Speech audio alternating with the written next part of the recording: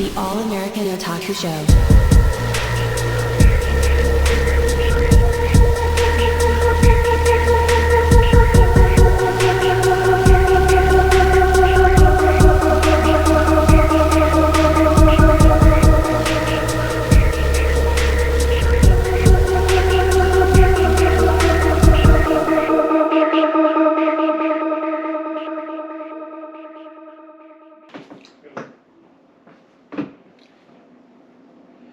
Hello everybody, welcome to the All-American Otaku Show. Today we're doing one of my favorite subjects, food. In Japanese culture, food is a way to unite, as well as share love, just like it is in my culture in the U.S. Food is a way to get people together. Food is to calm people in times of need. Food is a way to help people during the state of disaster. In Japan, there's plenty of good food. There is ramen, which is basically noodles with eggs and beef and sometimes pork and some fish cakes. Really good. Ramen is a key example in animes such as Naruto, where people go to the ramen shop, eat the ramen, and hit Naruto's favorite food. Even though that's not what the anime is about, but it's still a key token in Naruto. There's tons of food animes such as Food Wars, which is about this guy he always wanted to beat his father at making food. He always comes slightly close, but never goes there. So he decides to go to the school that his father went to for school to get better and stuff. But he has to go through several perils, such as acceptance into this school. One of the prime examples of acceptance of the school he went to is he had to impress the daughter of the selection community and the granddaughter. He makes his great food, she eats it, and it was so good her clothes get ripped off, or it happens guys get their clothes ripped off. They call it foodgasm in this anime. This anime is really good about the food and make you hungry with a rainbow terrine and all these fancy foods. It makes you just want to reach your hands into the anime and eat the food itself. Food is in other animes such as festivals where it's these pasty treats that are on a stick. I think they're called mochi. They eat it and it's celebrations of fireworks and things. One of the things that brings food closer to us together. There is also scene in One Piece where one of the main characters, Zoro, connects with this one girl who's trying to help her out by giving him rice balls, and the bad guy takes a bite, scrapes on there, and to show respect for this girl, what she's have to do to bring the rice balls, and he eats it, and then fights the guys and stuff who direct the food. And then there's also bread and breakfast in Kiachi's Bread and Breakfast. I probably butchered the name. Talks about this girl who brings food into this bread and breakfast for all these fantasy creatures and yokai and so forth. But her goal is so she doesn't have to marry the person who's in charge of this building and area. That her grandfather desperately says, you can marry my granddaughter if you let me survive and everything else. To get out of it and what she owes, she says, okay, give me this a certain time. If I could pay you back at this certain time, our debt is clear. So she opens up a bread and breakfast, they fall in love, and so forth and so forth. There's even food in a slice of life anime called Restaurant in Another World, where this door opens up into various different fantasy lands where he cooks for lizardmen who likes rice omelets, or fairies who like crepes, or a dragon who likes a big thing of beef stew. This Then there's also when food has changed in anime to the Western audience, like Pokemon, where they were eating rice balls, which was changed to jelly donut in the 4Kids version because they didn't want Pokemon and the show that they were doing editing seemed too Japanese.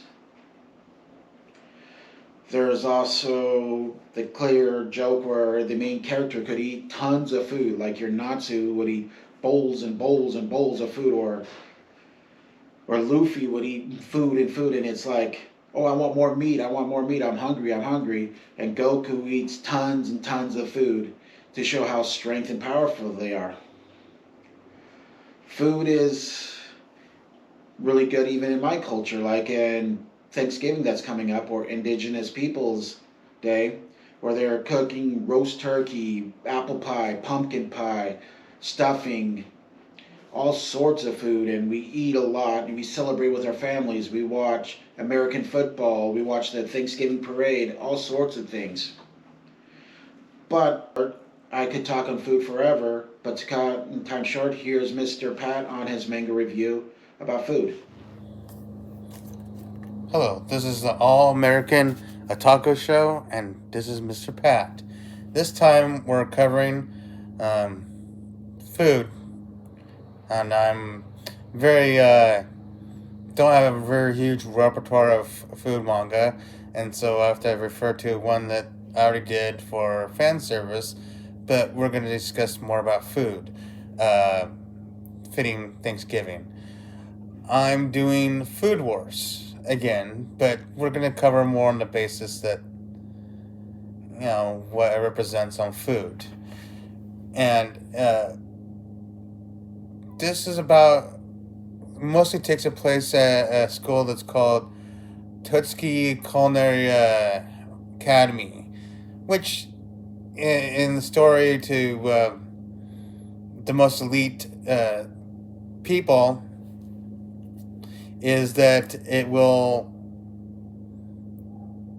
during each of the clubs and things that happen, they'll weed out the chaff of people and stuff, and it covers, I'll cover two of the main hero and heroine.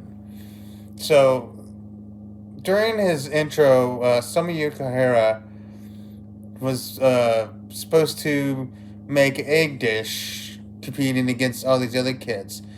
When they heard it was Aaron Nakari, they about everybody left because they heard that she has the ability which is called God Tongue, which makes it she's really picky and can detect the most minute particles of anything in the food. So she thinks she's all done, and everyone's scared off. Well, Yukihira is just there. He's like, okay, eggs, okay.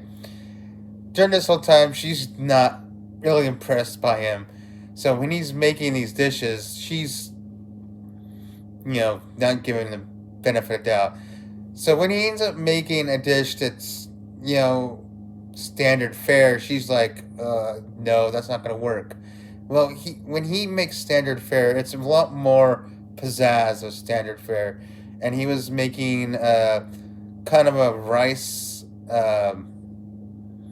egg dish combo that his family does.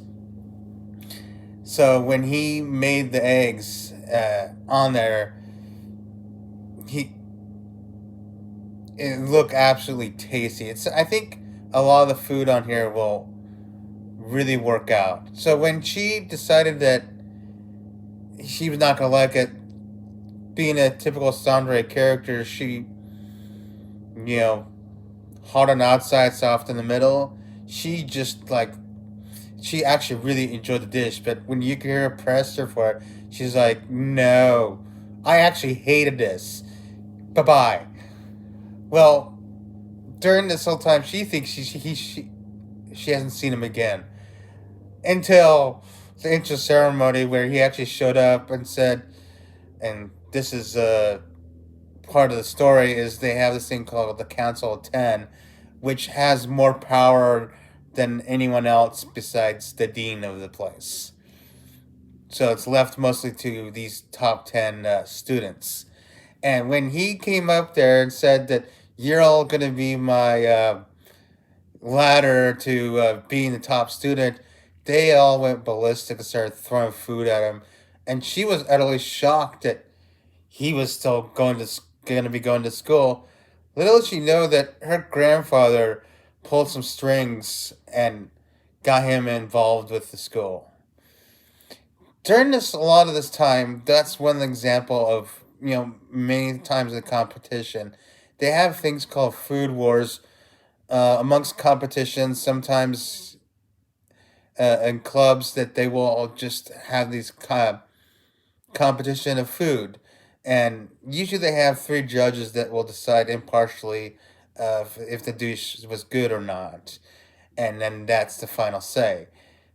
So a lot of the dishes are really, really, really good. Like Aaron makes this one dish in this outing they do, and she makes eggs Benedict.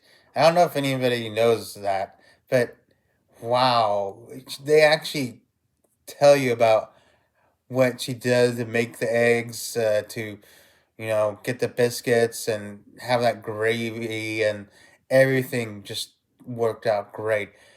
Everything in this anime, you you mostly think they wouldn't be accurate, but all this food that is being made is really, really yummy. And if not, try the manga. If you're not partial to that, try the anime. It is really good.